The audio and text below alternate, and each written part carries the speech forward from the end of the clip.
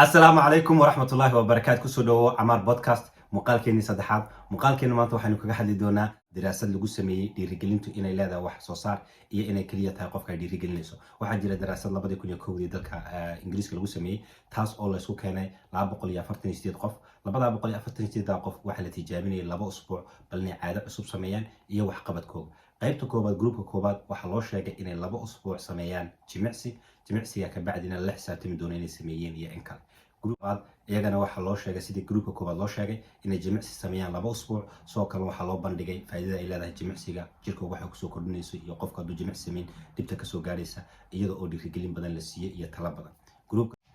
groupka saddexaad iyagana waxa loo sheegay sidii qaybta koobaad iyo kuwa labaad inay jimicsi 2 usbuuc sameeyaan lana xisaabtami doono soo kale dhiirigelin la siiyay iyo waxa loo raaciyay in balaan qorshe dejisan inta goorta ay ciyaarayaan jimicsiga marka ay sameynayaan iyo goorta ay ku sameynayaan xilliga ay sameynayaan labada usbuuc ka bacdi markii labada usbuuc dhamaatay natiijadii waxay noqotay yaab sababta qaybtii koobaad iyo qaybta labaad 35% ayaa waxay dhameystireen jimicsigii labada usbuuc soconayay inay ka mid dhaliyaan halka groupka saddexaad 5 jimicsigii labada usbuuc lagu tijaabinay waxa weyn waxa la isweydiiyay okay maxaa keenay dhiirigelintii soo bixi ugu tirweeday kuwii labaad soo kuwa koobaad kaliya ama balasi laakiin kuwii labaad iyo kuwii koobaad farqi uma dhaxay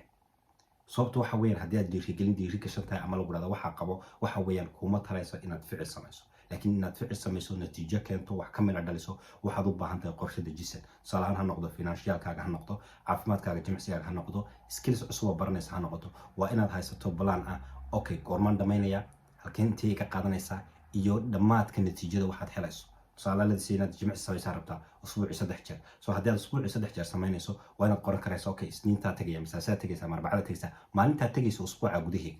iyo saacada tagayso ka bacdi hadhow tolo way ku fududaanaysaa inaad caadada cusub ee jimicsiga samayso sidoo kale hadii aad rabto ganacsi inaad bilowdo waa inaad garan karayso clear dhaqaalintii leegna samaysaa rabtaa maxaa ganacsi ka sameynaysaa ka bacdi markaad dejisto intee iga qaadanaysaa imse in leeg ma qorsheysanaya maxaan u baahanahay inaan qorshe geliyo ka bacdi markaad qorshe clear leedahay meesha aad u socoto kaliya ma natiijo heli karaysaa waxa jira dad badan intay maanta shay bilaabaan dhowr cisho soo wadaya ka bacdi faraha ka qaaday sababtoo uga qaaday faraha waxa weeyaan ma haystaan qorshe u dejisan hadduu qorshe ku dejisan yahay 12 cisho soo socda ama bisha soo socda inta jeer sameynayso iyo waxa taagad garaynayso way fududaanaysaa in hadduu muulkaaga hooseeyo iyo hadduu muulkaaga sareeyaba aad wixii qaban karayso ilaahna qaabku noo abuuray baa saa ma joogto ma qofna ma jiro qof 24 saac dhiirigasho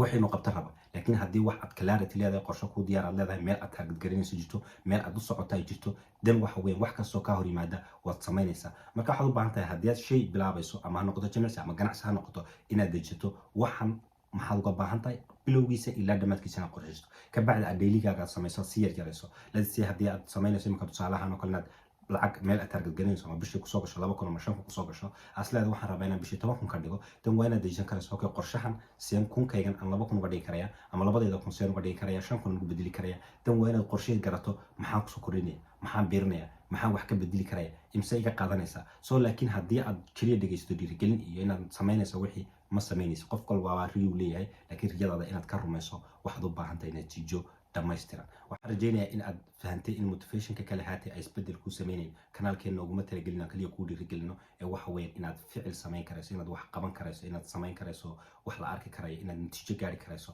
taana waxa uu sameyn karaysaa marka adiga ka go'an tahay anad garanayso qorshaha meesha socoto I hope inuu wax ka caawiyay hadii aad wax ka faa'iiday comment-ka nagu soo wadaagso kala muuqaalada soo socda muuqaalka jeclaan lahaydna kula soo wadaago igula soo wadaago comment-ga aad baad ugu maasantahay salaam